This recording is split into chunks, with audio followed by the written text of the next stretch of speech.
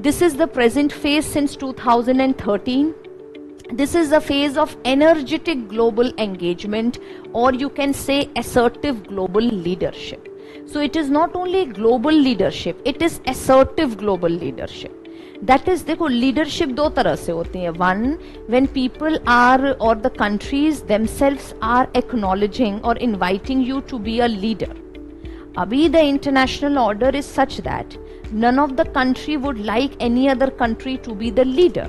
This is the reason by invite to you can't be a leader. So the only option is through assertion. This is the reason assertive leadership has come up. In current phase, India has shown energetic engagement on multiple fronts due to transitioning geopolitical landscape. So what all we have done, first of all, we come up with reassessing our policy as far as non-alignment is concerned. यानी कि एक आप देखो, इसको आप break भी कह सकते हो, इसको कंटिन्यूटी भी कहते हो. जब भी मल्टी अलाइनमेंट बोलोगे, you would always say there was a continuity. Earlier non alignment को अब मल्टी अलाइनमेंट कर दिया.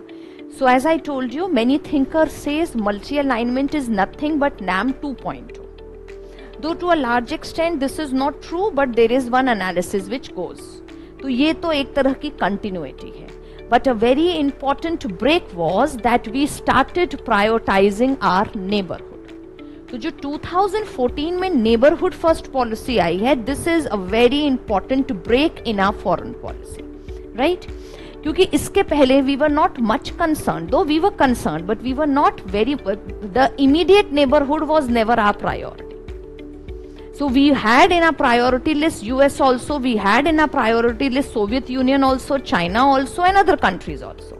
लेकिन neighborhood first policy कहती है नहीं, मेरे लिए सबसे important मेरी neighborhood है, वो भी मेरा immediate neighborhood है, right? So India said something is happening in Bhutan. Last year 2024 में PSIR में question आया है that how China Bhutan land border dispute or border agreement is going to impact India's foreign policy.